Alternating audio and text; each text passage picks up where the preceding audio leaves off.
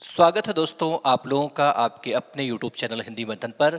मैं रणंजय सिंह आप लोगों का तहे दिल से स्वागत, अभिनंदन और वंदन करता हूं। पर्यायवाची शब्दों की जो श्रृंखला हम लोग अभी लेकर चल रहे थे, उसी श्रृंखला के अंतर्गत आज हम लोग एक बहुत ही इंपॉर्टेंट पर्यायवाची शब्द पढ़ने वाले हैं, जिसका नाम क्या है? देवता।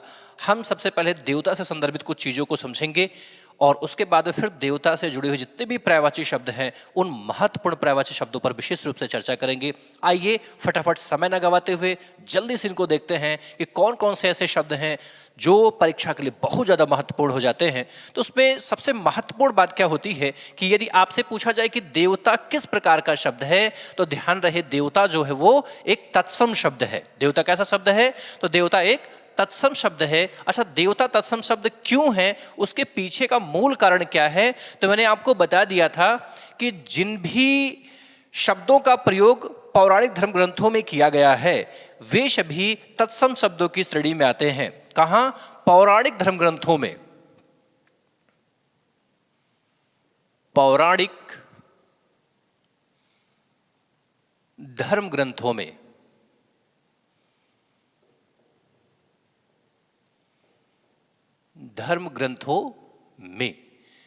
जिन शब्दों का प्रयोग पौराणिक धर्म ग्रंथों में कर दिया जाता है वे शब्द क्या होते हैं? तो वे शब्द तत्सम होते हैं। वे शब्द क्या होते हैं? तत्सम।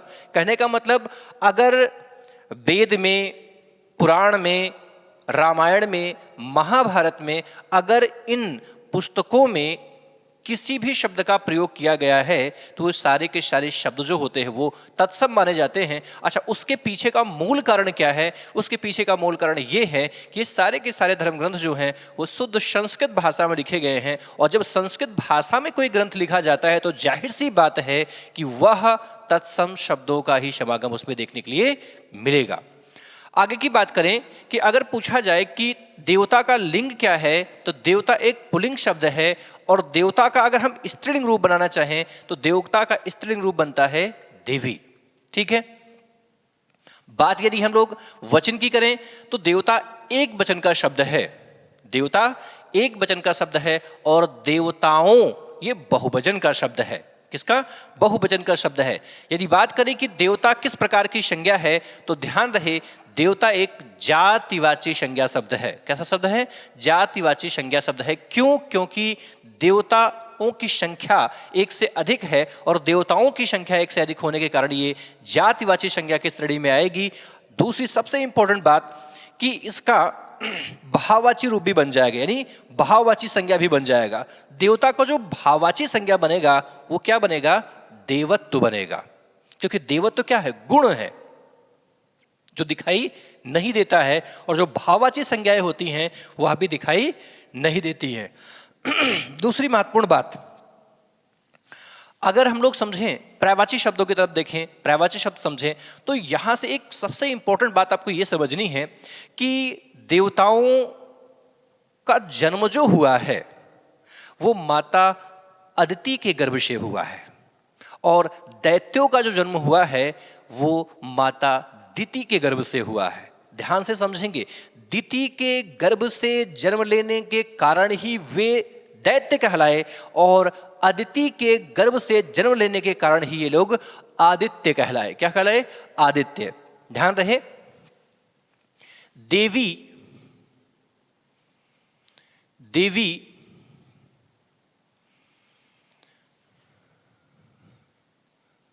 अदिति के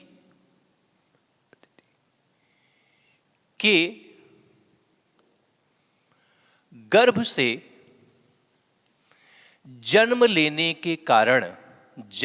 जन्म लेने के कारण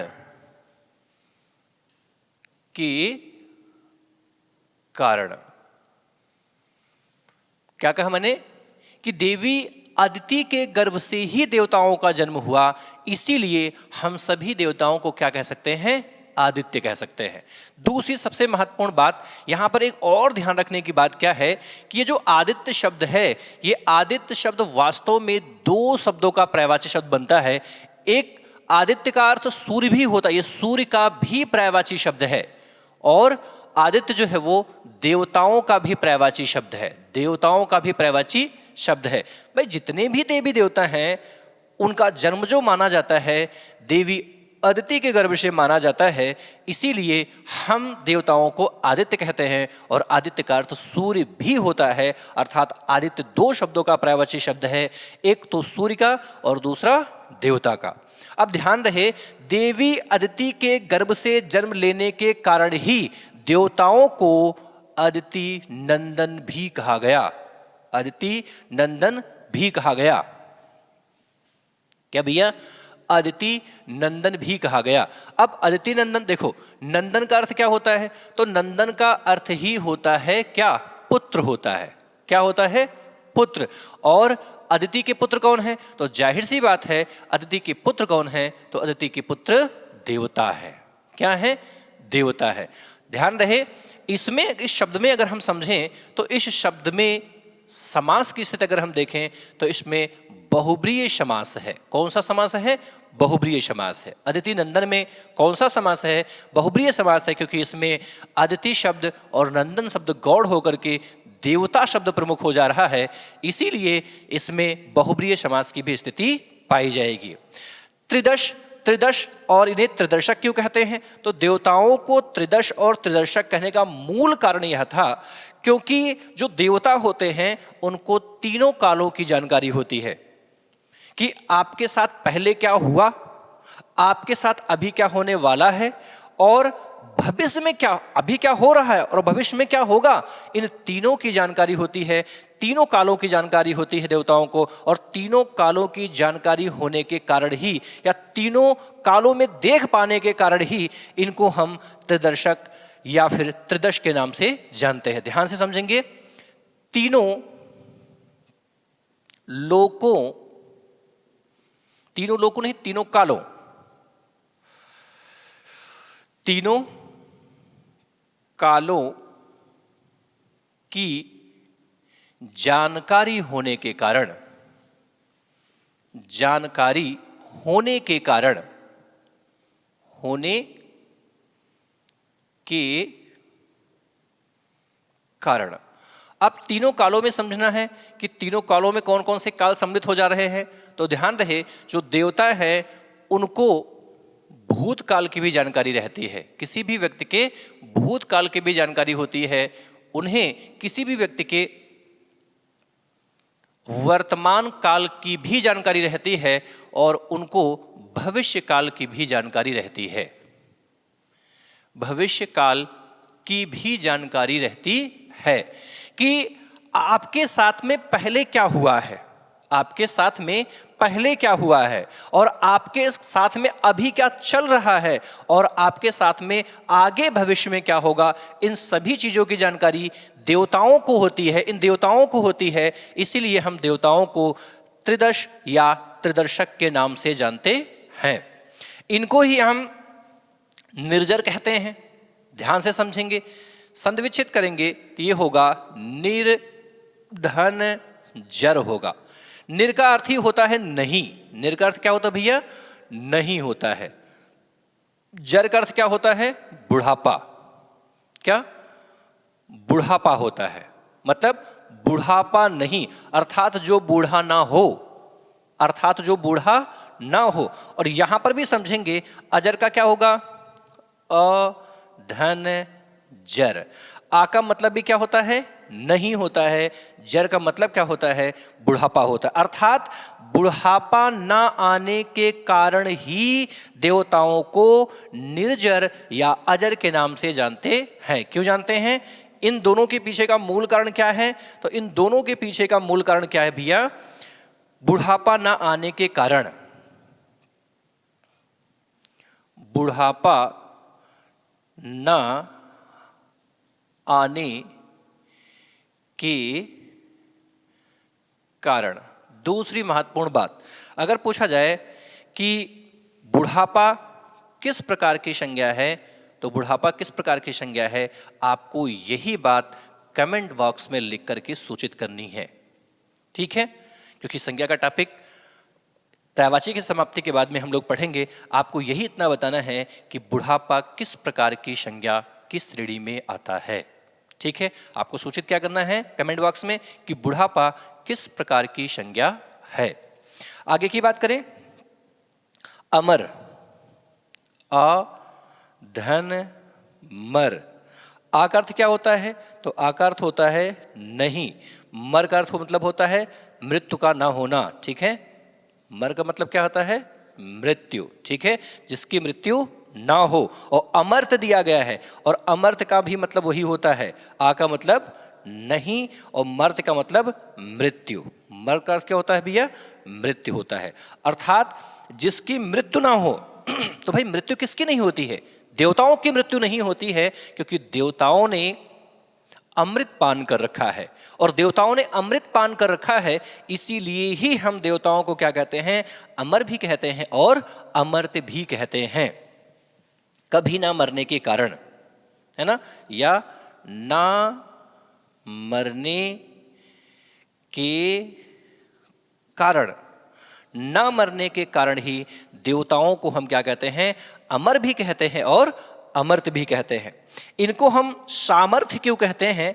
सामर्थ्य, तो सामर्थ्य कहने का मूल कारण यह है कि देवता सब कुछ कर पाने में सामर्थ्यवान है। ये बहुत सारी चीजें हैं जो कर सकते हैं, जो सामान्य व्यक्ति नहीं कर सकता है, इसलिए हम देवताओं को सामर्थ्य भी कहते हैं। सब कुछ कर पाने के कारण, सब कुछ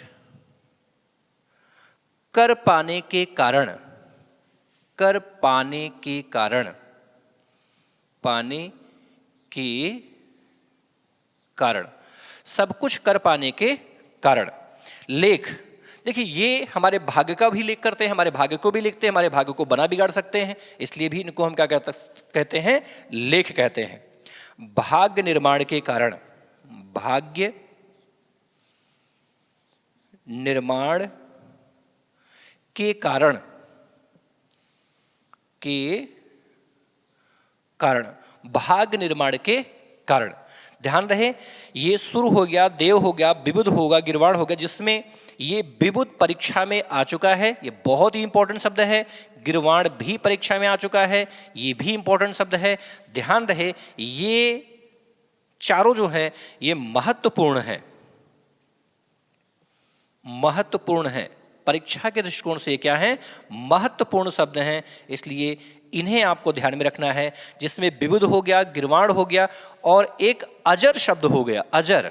ये अजर शब्द आपसे पूछा जाएगा। ये तीन सबसे इंपॉर्टेंट शब्द हैं, और उसके बाद में आपको भ्रमित करने के लिए आदित्य शब्द भी पूछा जा सकता है। तो ये आपको 4-5 शब्द ऐसे हैं जो परीक्षा के लिए बहुत ज़्यादा महत्वपूर्ण हैं, आपको इनको बहुत अच्छे से समझना होगा, ठीक है। और स्पेशली इनको तो याद करके रखना आपको, ठीक है। आपसे पूछा जाए विबुध किसका पर्यायवाची शब्द है, तो जो विबुध है वो देवताओं का पर्यायवाची शब्द है, और गिरवाण जो है वो गिरवाण भी देवता का ही पर्यायवाची शब्द है।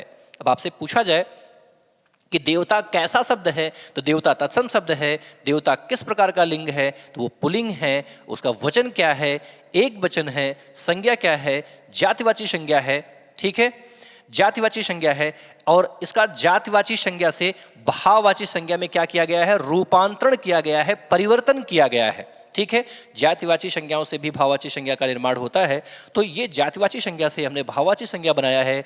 जातिवाची संज्ञा देवता था, और भाववाची संज्ञा क्या है? देवत्व है। क्या है भैया? देवत्व है।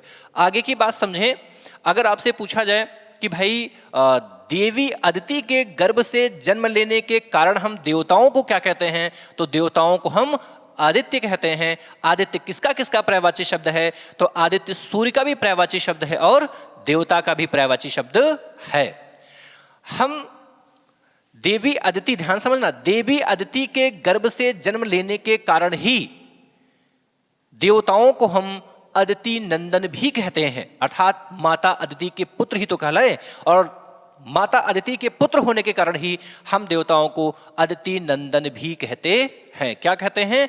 अदिति नंदन भी कहते हैं। देवताओं को हम क्या कहते हैं? अदिति नंदन भी कहते हैं।